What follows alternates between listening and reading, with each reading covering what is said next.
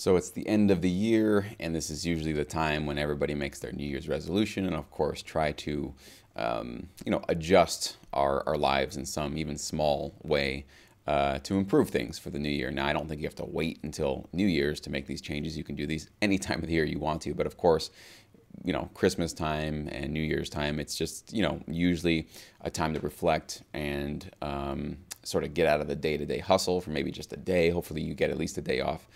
And with this video, I don't want to go into too much detail on it, but I really want to encourage you as you go into 2019 to really think about what strategies you're using right now that you have been using in your music career.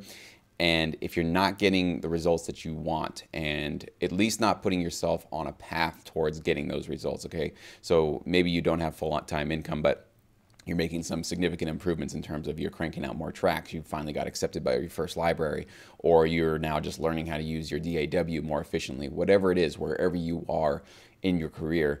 If you're making those incremental steps towards that full-time income point that you're looking to go, then you're on the right track. Then you're doing things that are actually getting you those results. However, if you find that every couple of months you kind of keep circling the wagons and you keep coming right back to where you were before, where you're still stuck on not finishing your tracks, or you're still getting discouraged and you don't want to go make music, or you get 2 songs into an album and then you don't finish the album, and so you end up just never submitting your tracks to a library.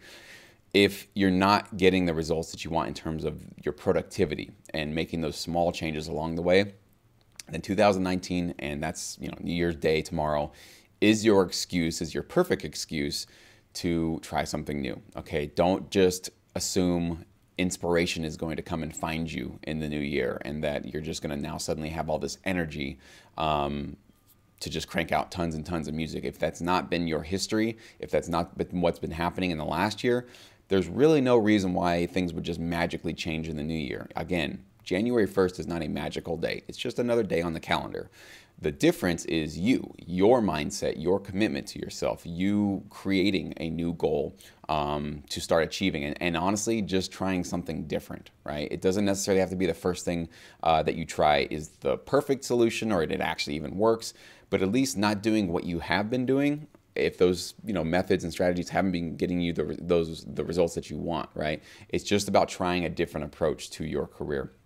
So I do think it's time to put something new into place. Now, I'll share with you guys my sort of New Year's resolution in terms of my music licensing career, okay, for my music library partners that I submit to.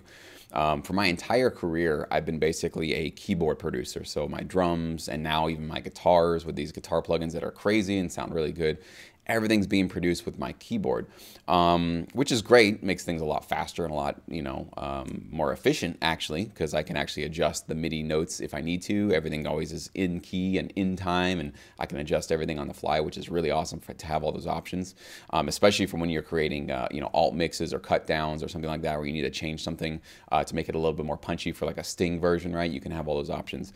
But as the industry grows and as more and more producers come on board and start getting signed with libraries, the quality of music is increasing and increasing, and it's getting more and more competitive, actually. And so what I want to do, and this is kind of tied into my new electronic drum kit that I'm really excited about, but it's kicking my ass a little bit and I have to get my touch back, is I want to step up my level of live performance. Now I put that in quotes, live performance, because I'm going to still be plugging in a USB cable and tracking MIDI notes with my drum kit, but I also want to do some live audio recording, bringing in more live guitars, acoustic guitars, even plugging in real guitars, and even performing my drum parts when I have my drum tracks in my songs. So I want to basically add a little bit more of a live musician feel to my production quality so that I can increase my brand even more and really stand out from the crowd in the way that I can. It's also a way for me to challenge myself, because I realize this is the problem that I had many years ago when I got really burned out on music licensing, is I started to back then create cover versions of the same songs and the same formulas and the same things that I had been doing over and over again.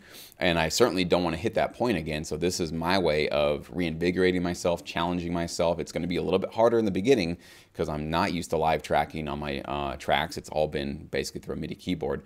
So it's going to kind of kick my butt in the beginning, but it is going to be a fun new challenge for me to learn how to do this new process, and then also once it works, and it will work because I'm committing myself to it, my level of production and my quality of my music and my brand in this business will increase as a result of it, okay?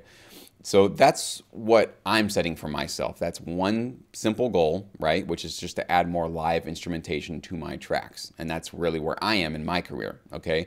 I already have the libraries that I want to work with. I already have the placements that I want. I already have my catalog, massively built up. So those are not really applicable to me right now. What's applicable to me is to increase my production capacities. Okay, so that's what I want to do. And I have written down, I have it on a sticky note, and it's right on my computer screen. Okay, the reason why I do that is so that I don't, halfway through February, forget about my goal, forget about what it is that I was making sure I was going to do for the new year, because that's going to happen. All right, if you don't write it down, you don't put it in a place, like literally on your screen, or at least on your wall in your studio, you're going to forget it. You're going to get distracted. Life will kind of get in the way. So to make sure that doesn't happen, I think it's a must. Write your goal down and make it simple. All right. Don't make a list of 100 things you're going to get done. Okay. Put it down to a list of maybe 5 at the most, but I think even getting it down to 1, if it's like just getting accepted by a music library, okay, or just creating a track, or creating an album basically, or learning your DAW better, whatever it is, right?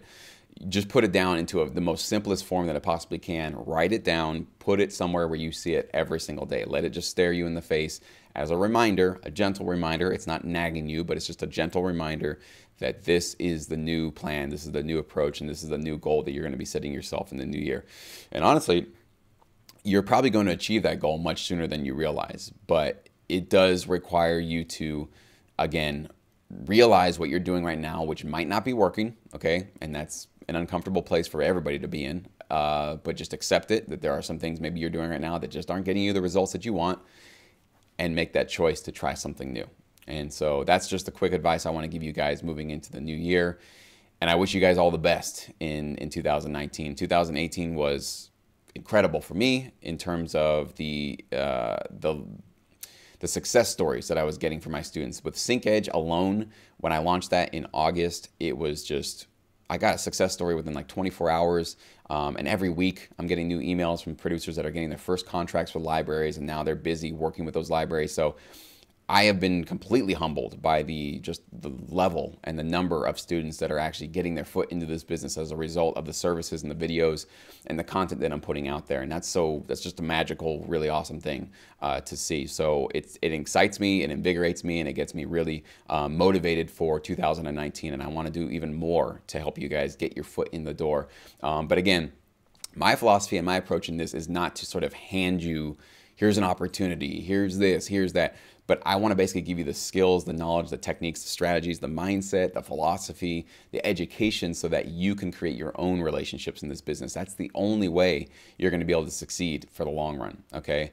If you want this to be your part-time or even full-time income, you're going to have direct relationships with people, okay? And in order to do that, you better be able to produce and provide licensable music. You better understand how the business works. You better understand which libraries you should be partnering with, right? All that good stuff. So that's basically why I teach the way that I teach and how I do what I do. Like, I don't ever take somebody's music and like, okay, I'll shop your music for you and try to get you placements. I've never done that, and I don't plan on doing that anytime soon, because that's not going to do you guys actually any favors. Sure, maybe you can get a placement quicker that way, and I can use my relationships for that, but in the long run, I know what's going to happen. 6 months later, you're just going to come back to me with more music. Hey, Jesse, shop this stuff now. And you're not going to learn the lesson that you have to get out there on your own, and you have to submit, you have to call people, you have to email people, you have to create your own relationships if you want this to be your full-time job. That's what professional producers do, and it's literally the only way to make this your full-time gig. So I'm trying to set you guys up for success for the long haul, okay? Not a quick little, here's a placement and then next month, great, see you later. That doesn't do you any good, okay? It might be exciting, but again, it's the long-term satisfaction of doing it the right way, which is actually going to give you that career where you're being valued as a producer, you're being treated as a professional producer, where you can call yourself a professional producer, where this can be actually your full-time income, okay?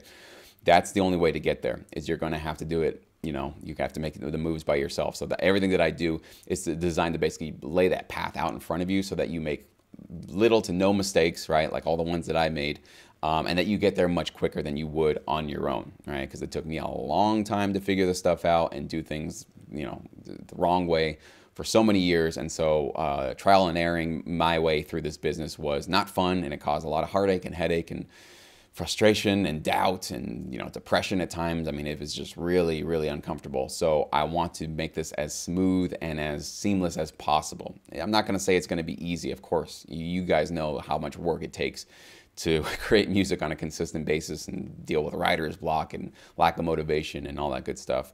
So I hope, you know, moving into 2019 with everything that I provide for you guys, that it can completely make it a little bit more easy for you. It can make it just a little bit more palatable and achievable. That's really the most important thing, I think. You know, as I'm getting some feedback from some Sync Edge members and even now some Sync Academy members, you know, a lot of them are saying, like, I didn't know that you could just make music from your home studio and be a player in the TV film licensing business. I thought you had to get hired as the composer for a full TV show to even get placed. So a lot of people mistakenly assume they had to, you know, go network with people in parties and go meet people direct one-to-one, and then you know, get hired for these, you know, awesome opportunities like that. That's certainly one way to do it. You know, it's more expensive and it's more risky, but there's a much less expensive and much less risky way to do it, and that is just by making music from your home studio that serves the needs of this industry. And if you can do that, you can absolutely be a player. So that's what I wish for all of you moving into 2019.